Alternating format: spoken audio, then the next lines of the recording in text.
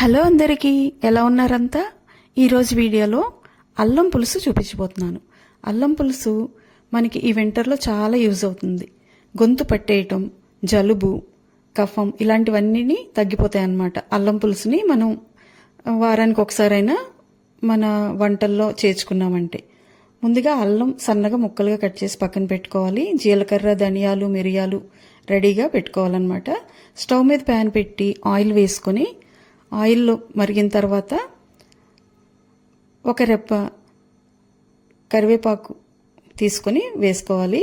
కరివేపాకు చిటపటలాడగానే ఉల్లిపాయలు, పచ్చిమిర్చి వేసుకొని అవి వేగుతుండగానే మనం అల్లం పేస్ట్ రెడీగా చేసి పెట్టుకోవాలన్నమాట. ఒక మిక్సీ జార్లోకి ఒక అర స్పూను జీలకర్ర, ఒక స్పూనున్నర ధనియాలు, అర స్పూన్ మిరియాలు, తర్వాత సన్నగా తరిగిన అల్లం, నిమ్మకాయ సైజ్ అంతా చింతపండు వేసుకొని మెత్తగా పేస్ట్ చేసి పెట్టుకోవాలి. ఈ పేస్ట్ని రెడీగా పెట్టుకునే లోపల మనకి ఉల్లిపాయలు, పచ్చిమిర్చి వేగిపోతాయి కదా, అందులోకి ఈ పేస్ట్ వేసుకోవాలి. ఇక్కడ నేను పసుపు, సాల్ట్ వేసాను, ఆ క్లిప్ మిస్ అయిందనమాట. ఈ పసుపు, సాల్ట్తో వేగిన ఉల్లిపాయల్లో ఈ పేస్ట్ వేసాం కదా, ఇది బాగా వేయించుకోవాలి నూనె పైకి తేలే వరకు.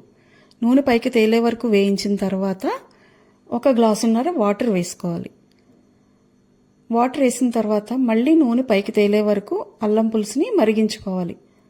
ఇది కొంచెం చిక్కగా ఉంటేనే బాగుంటుంది రైస్లోకైనా, దోశలోకైనా, ఇడ్లీలోకి కూడా మనం దీన్ని వాడుకోవచ్చు అన్నమాట. వారానికి ఒకసారైనా ఇలా అల్లం పులుసుని చేసుకొని మనం తింటూ ఉన్నట్లయితే వింటర్ సీజన్ మొత్తం కూడా జలుబు, గొంతు పట్టేయటం, కఫం ఇలాంటివన్నీ తగ్గుతాయి. ఇలాంటి వాటి నుంచి బయటపడవచ్చు అన్నమాట. చాలా టేస్టీగా కూడా ఉంటుంది ఈ అల్లం పులుసు. ఈ రెసిపీ మీకు నచ్చితే తప్పకుండా సబ్స్క్రైబ్ చేయండి, లైక్ చేయండి. ఇంకా ఇలాంటి రెసిపీస్ కోసం కామెంట్ చేస్తారని ఆశిస్తున్నాను. Thank you for watching. Please subscribe.